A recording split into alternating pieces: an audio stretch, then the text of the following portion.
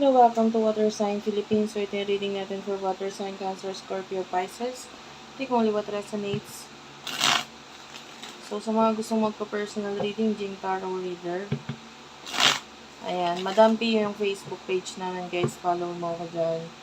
And ito yung other channels pa namin. And please do support my band, Bandang Sibol guys. Makikita mo kami sa Spotify, Facebook page namin, Bandang Sibol, TikTok at Instagram. And by the way, meron akong raffle reading kung gusto mo makasali dito. Raffle tarot reading. Follow mo yung aming Facebook page, Bandang Sibol. Ayan, like and share mo yung latest na pinned video namin, which is kinanta namin yung Buntong Hininga. Okay? Tapos, i-comment mo sa pinaka-video na doon yung I love Bandang Sibol, tapos yung birthday mo. And by the end of November, ayan, magpaparaffle na ako. Kukuha ko ng mga 3 na pwedeng manalo doon sa raffle reading na yan. So, kung gusto mong maranasan makapagpa-tarot reading sa akin, pwede ka sumali doon. Let's start. What do we have here for water sign? Cancer, Scorpio, Pisces.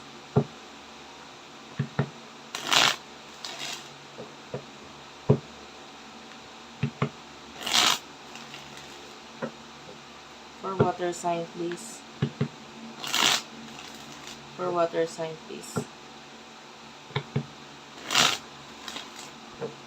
Thank you, Spirit guys, Angel guys. You do have your financial support and synchronicities. Okay. Bottom of the deck is meeting. So for what I can see here, merong yung iba dyan, nangangailangan ng help regarding money, finances. Nakakita tayo dito ng mga plans or mga taong makakausap mo na makakatulong sa'yo regarding dito sa bagay na ito. There's a new beginning for you pagdating sa area na ito. Yung iba pwedeng may mga plano na gagawin regarding sa kung paano mo i-handle yung financial difficulties na pinagdadaanan mo ngayon, either regarding your business, regarding your career, utang. Ayan, nakakita tayo ng mga plano mo kung paano mo susolusyonan or aayusin itong mga bagay na ito, which is makakatulong ito sa'yo in the future. Okay?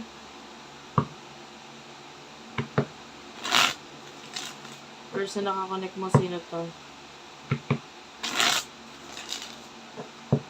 Person nakakonect mo for the sign of water sign. Person nakakonect yung water sign, please. Spirit guides, angel guys. One last shuffle. Okay, thank you. Person nakakonect mo. You do have here settlement, okay. Followed by love affair, okay. Bottom of the deck is high roller coaster. Okay. Natutuwa ako sa energy na ito kasi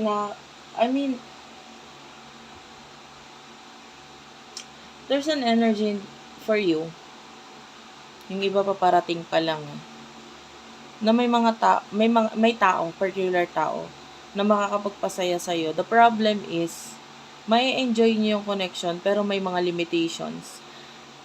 Kasi this could be a connection na pwedeng may other person na involved sa connection.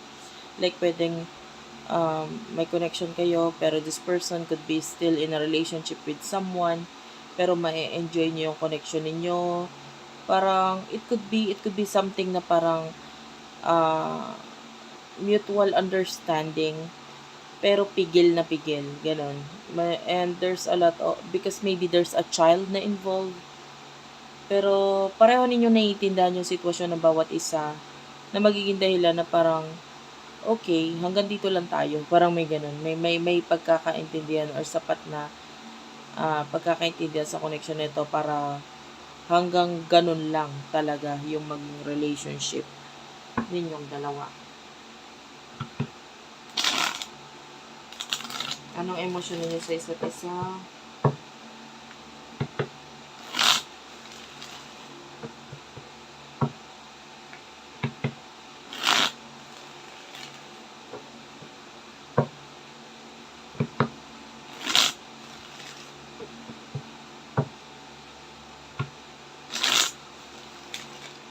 Okay, emotion ninyo sa isa't isa. For the sign of, ano to? Water sign, anxiety is here, wish is here, followed by retaliation.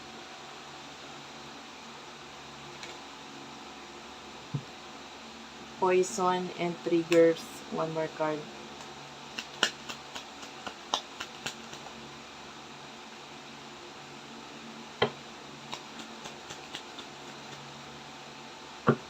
Children.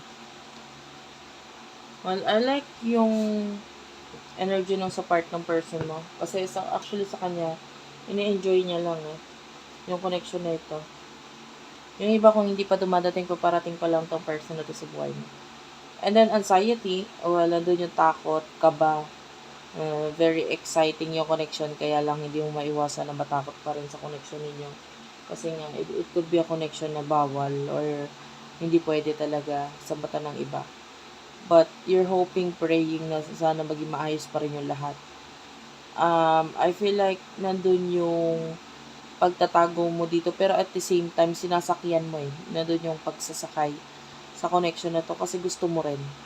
Yung person na ito, that there could be, the problem. Number one problem is, could be children or child na involved sa connection.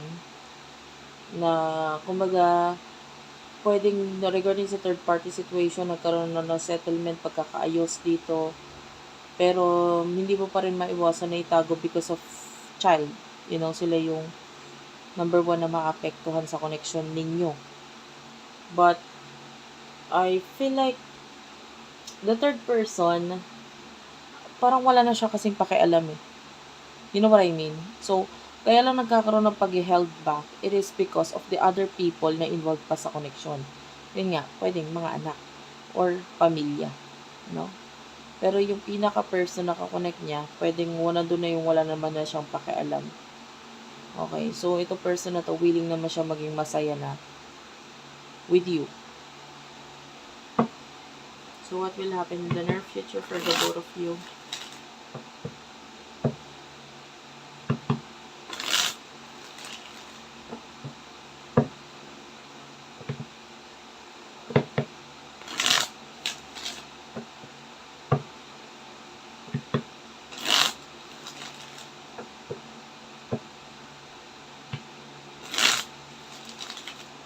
In the near future sa inyong dalawa.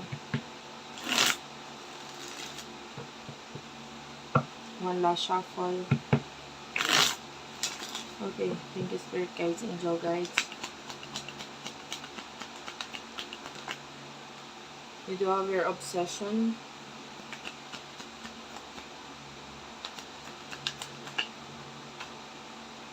Escapade and Divine Masculine.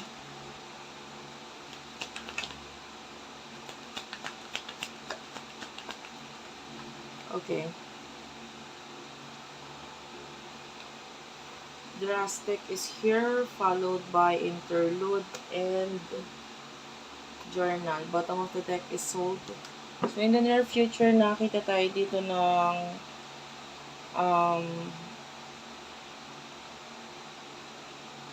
happiness pa rin yung nakukuha ko You know why? Kasi nandito yung hindi mo napipigilan yung sarili mo for the things na gusto mo talaga. Which is, you're just enjoying your life.